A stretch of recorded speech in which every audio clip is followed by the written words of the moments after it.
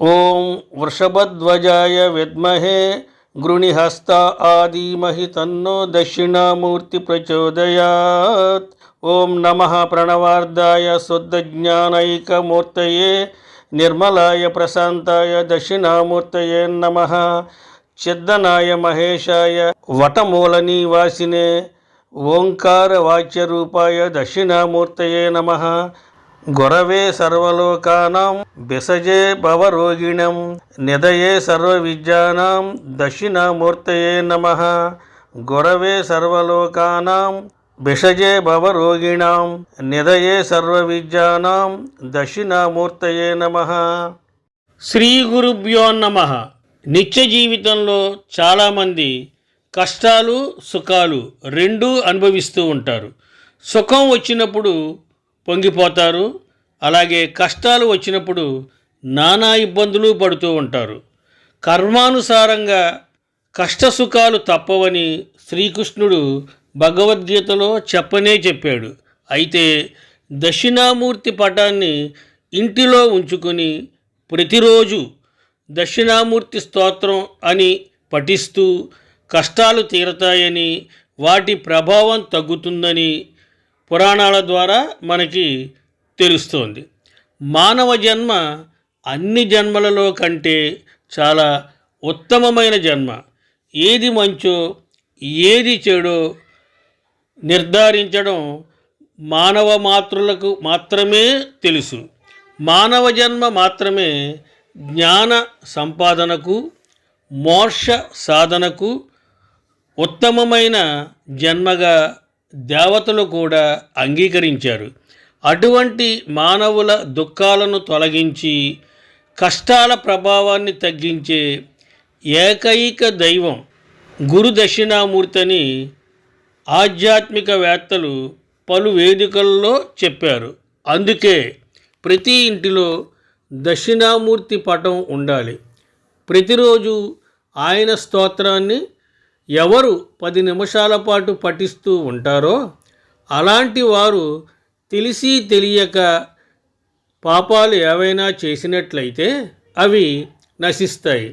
దక్షిణామూర్తిని ఆరాధించిన వారిని కష్టాల నుంచి ఆయన రక్షిస్తాడని పలువురు ఆధ్యాత్మికవేత్తలు తెలిపారు. సీతాదేవి లంకలో ఉన్న సమయంలో అక్కడ భూమిపై దక్షిణామూర్తిని ఆవాహన చేసి నిత్యం దక్షిణామూర్తి స్తోత్రం పఠించడం మొదలుపెట్టిన తరువాతే హనుమంతుడు లంకకు బయలుదేరాడని పురాణాలు చెబుతున్నాయి. దక్షిణామూర్తి శివశక్తుల సమైక్య రూపం. దక్షిణామూర్తి స్వరూపాన్ని విగ్రహాన్ని పరిశీలిస్తే ఆ స్వామి ఎడమ చెవికి తాటంకం, కుడి చెవికి మకర కుండలం అలంకారాలుగా ఉంటాయి. తాటకం స్త్రీల అలంకృతి కాగా మకర కుండలం పురుషుల శ్రవణాలంకారం. ఈ రెండు సనకసనందనాదులకు ముందు రెండుగా కనబడిన శివశక్తులే ఇప్పుడు ఏకాకృతిగా దర్శనమిచ్చాయి. దక్షిణామూర్తి అయ్య రూపమే కాక అమ్మమూర్తి కూడా. ఈ విషయాన్నే లలితా సహస్రంలో దక్షిణామూర్తి రూపిణి సనకాది సమారాజ్య శివజ్ఞాన ప్రదాయిని అని వివరిస్తోంది. హిందూ విశ్వాసాల వ్యవస్థలో దక్షిణామూర్తిని అంతిమ గురువుగా పరిగణిస్తారు. జ్ఞానముద్ర ఈ విధంగా వివరించబడింది. బొటనవేలు భగవంతుడిని, చూపుడు వేలు మనిషిని సూచిస్తుంది. మిగిలిన 3 వేళ్ళు మనిషి 3 పుట్టుకతో వచ్చే మలినాలను సూచిస్తాయి. గత జన్మల అహంకారం, భ్రమ, చెడు పనులు. వారంలోని 5వ రోజు గురువారం బృహస్పతి గ్రహంతో సంబంధం కలిగి ఉంటుంది. ఏదైనా విద్యా ప్రయత్నాలను ప్రారంభించడానికి గురువారం శుభప్రదంగా పరిగణించబడుతుంది. అనేక శైవ క్షేత్రాలలో గురువారం నాడు దక్షిణామూర్తికి ప్రత్యేక పూజలు జరుపుతూ ఉంటారు. దక్షిణామూర్తి అనేది అన్ని రకాల జ్ఞానం, గురువు. ఈ రూపం శివుడిని యోగా, సంగీతం, జ్ఞానానికి గురువుగా సూచిస్తుంది. హిందూ గ్రంథాల ప్రకారం ఒక వ్యక్తికి గురువు లేకుంటే వారు దక్షిణామూర్తిని తమ గురువుగా భావించి పూజిస్తారు. చివరికి వారు యోగ్యులైతే స్వీయ సాక్షాత్కార మానవ గురువుతో ఆశీర్వాదం పొందుతారు. ఆది గురువుగా చెప్పబడ్డ మహేశ్వరుని రూపం దక్షిణామూర్తి. బ్రహ్మ విద్యా ప్రాప్తి కోసం సనక సనందనాదులు సదాశివుని వద్దకు వెళ్ళారు. ఆ సమయంలో శివుడు గౌరీ సమేతుడై దేవగణాల మధ్యన నాట్యం చేస్తున్నాడు. ఈ నృత్య గీత వినోదుడైన సంసారి తమకు బ్రహ్మ విద్యలను ఎలా బోధిస్తాడని అనుమానంతో వెనక్కి తిరిగారు. అలా తిరగగానే శివుడు యువకుడి రూపంలో సందేహాలను నివృత్తి చేస్తున్నాడు. ఆయనే దక్షిణామూర్తి. దక్షిణామూర్తి ద్వారా సనక సనందనాదులు బ్రహ్మజ్ఞానం పొందినట్లు చెప్పబడుతోంది. శివుని యొక్క జ్ఞాన స్వరూపం దక్షిణామూర్తి. మహావిష్ణువు యొక్క జ్ఞాన రక్షణ అవతారం కూడా దక్షిణామూర్తే.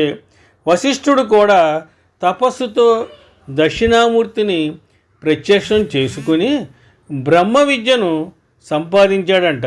ఏ దయ వలన దుఃఖం పూర్తిగా నిర్మూలన అవుతుందో దానినే దాక్షిణ్యం అంటారు. ఈ లోకంలో శాశ్వతంగా దుఃఖాన్ని నిర్మూలించగలిగే శక్తి దాక్షిణ్యం భగవంతునికి మాత్రమే ఉంది. ఆ దాక్షిణ్య భావం ప్రకటించిన రూపమే దక్షిణామూర్తి. అన్ని దుఃఖాలకి కారణం అజ్ఞానం. అజ్ఞానం పూర్తిగా తొలగితేనే శాశ్వత దుఃఖ విమోచనం. ఆ అజ్ఞానాన్ని, అవిద్యను తొలగించే జ్ఞానస్వరూపుని దాక్షిణ్య విగ్రహమే దక్షిణామూర్తి. జ్ఞాన దక్షిణామూర్తిగా అతని అంశలో శివుడు సాధారణంగా 4 చేతులతో కనిపిస్తాడు. అతను ఒక మర్రి చెట్టు కింద దక్షిణం వైపు కూర్చున్నట్లు కనిపిస్తాడు. శివుడు జింక సింహాసనంపై కూర్చుంటాడు. అతని ఉపదేశాన్ని స్వీకరించే ఋషులు కనిపిస్తారు. అతను పౌరాణిక అపస్మర, అంటే హిందూ పురాణాల ప్రకారం అజ్ఞానం స్వరూపం అయిన ఒక రాక్షసుడిపై తన కుడి పాదంతో కూర్చున్నట్లు కనిపిస్తాడు. అతని ఎడమ పాదం అతని ఒడిలో ముడుచుకొని ఉంటుంది. కొన్నిసార్లు అడవి జంతువులు కూడా శివుడిని చుట్టుముట్టినట్లు చిత్రణ ఉంటుంది. భారతీయ సంప్రదాయం గురువు లేదా ఆధ్యాత్మిక గురువుకు ప్రత్యేక గౌరవాన్ని ఇస్తుంది. దక్షిణామూర్తి సకల జగద్గురుమూర్తి కనుక స్వామి ఆరాధన సకల విద్యలను ప్రసాదిస్తుంది.